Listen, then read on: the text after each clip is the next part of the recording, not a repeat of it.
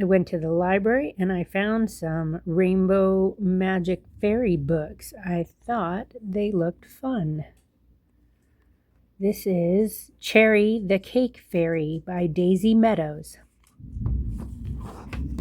Cherry the Cake Fairy. Ooh, you hear that thunder? I love a nice thunderstorm.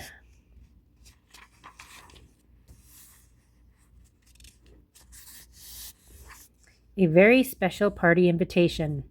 Our gracious king and gentle queen are loved by fairies all. 1,000 years they have ruled well through troubles great and small. In honor of their glorious reign, a party has been planned. We'll celebrate their anniversary throughout all of fairyland. The party is a royal surprise. We hope they'll be delighted. Whoa. Sorry. So pull out your wand and fanciest dress, for you have been invited. RSVP to the fairy godmother.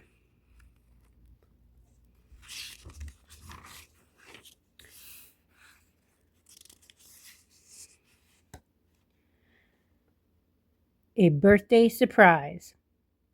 I just know this is going to be a wonderful birthday, Kirsty Tate exclaimed happily, her eyes shining. Mrs. Tate laughed across the breakfast table. You've only been awake for half an hour, Kirsty, she said. I know, Kirsty replied, but look at all these cards I've gotten already.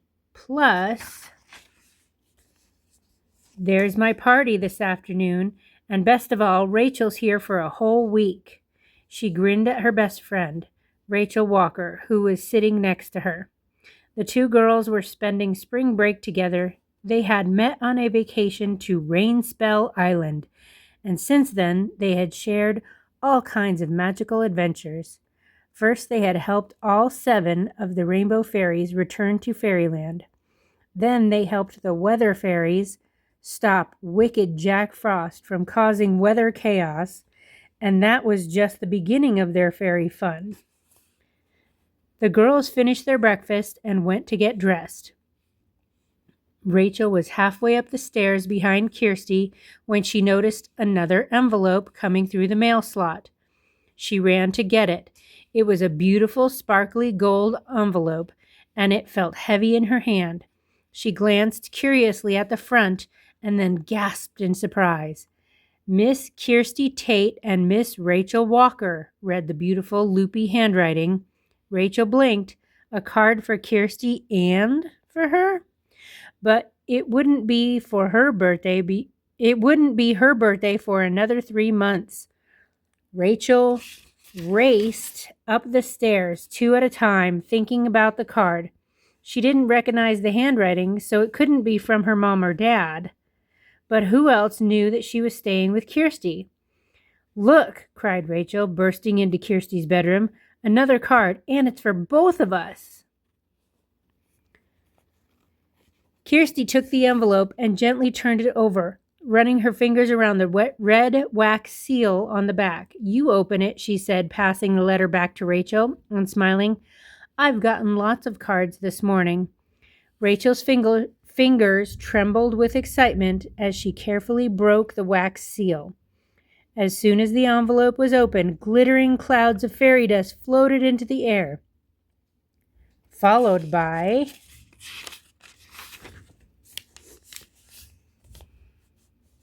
a rainbow that soared across the room.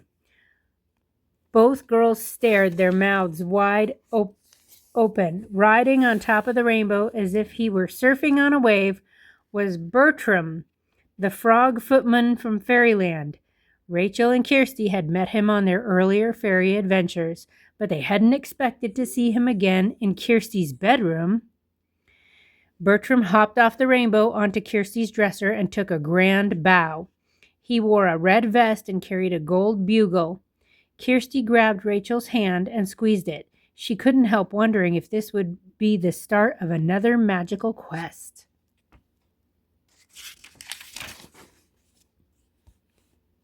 Bertram tooted on the bugle. then pulled a tiny scroll from one of his pockets. He unrolled it and cleared his throat. "It is with great pleasure," he began, "that I bring you good news. The fairy godmother hereby invites Kirsty Tate and Rachel Walker to a surprise party for the Fairy King and Queen's 1000th anniversary as wise rulers of Fairyland." "Wow!" Rachel gasped. "Hooray!" Kirsty cried. From another one of his pockets, Bertram pulled out a tiny bag of fairy dust and began sprinkling it over Kirsty's mirror. As the girls watched, the mirror's reflection vanished and a whole new scene appeared before their eyes. "It's Fairyland," Rachel breathed, leaning closer for a better look. "Correct," said Bertram. "The fairy party workshop, to be precise. All the party fairies have been working very hard to make sure the King and Queen's party is absolutely perfect." Kirsty and Rachel gazed in delight at the small figures they could see rushing around the workshop. "There's Cherry the Cake Fairy making a special party cake," Bertram told them, pointing a webbed green finger. The cake looked wonderful. It was shaped like a fairy palace, and it sparkled with magic. "That's Grace the Glitter Fairy making lots of magical decorations. And you can see the fairy wrapping up the pretty gifts. That's Jasmine the Present Fairy." The two girls watched in delight as Jasmine tied a pink satin ribbon around one of the presents. "Who else is there?" Kirsty asked eagerly. Bertram pointed. "There's Polly the Party Fun Fairy. She's in charge of party games. And Melody the Music Fairy selects the best party tunes. She's teaching the fairy orchestra how to play the harmonies for Happy Anniversary." The girls fell silent and listened to the sweet sounds of fairy music drifting through the mirror. "It's gorgeous," Rachel said, sighing happily. Bertram went on. "Honey, the Candy Fairy is making sure there are enough snacks for everyone. And Phoebe, the Fashion Fairy, look, she's the one with the extra sparkly wings, is in charge of everyone's party outfits." Kirsty gazed in wonder at the beautiful dress Phoebe was working on. It was covered with hundreds of sequins and jewels that glittered in the light. "It's gorgeous," Kirsty breathed, her eyes wide with excitement. "And we're really invited to the party?" "Oh, yes," Bertram replied. "The fairy godmother says that you and Rachel will be special guests." "Special guests?" Rachel echoed, looking thrilled at the thought. "So when is the party, and how will we get there?" Kirsty asked. Bertram murmured something at the mirror, and the fairyland scene dissolved into hundreds of twinkling stars before finally disappearing. "The party's at the end of the week, and the fairy godmother will send a magic rainbow to take you there," he said. He handed the magic invitation to Rachel. "To get to Fairyland, all you have to do is step in onto the end of the rainbow," he explained, "like this."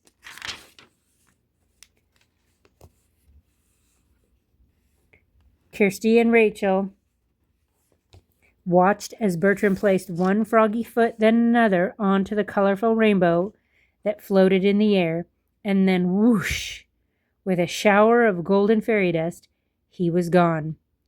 "Hooray!" exclaimed Kirsty. "I knew this was going to be an amazing birthday." "It looks like it's going to be magical," Rachel replied, grinning.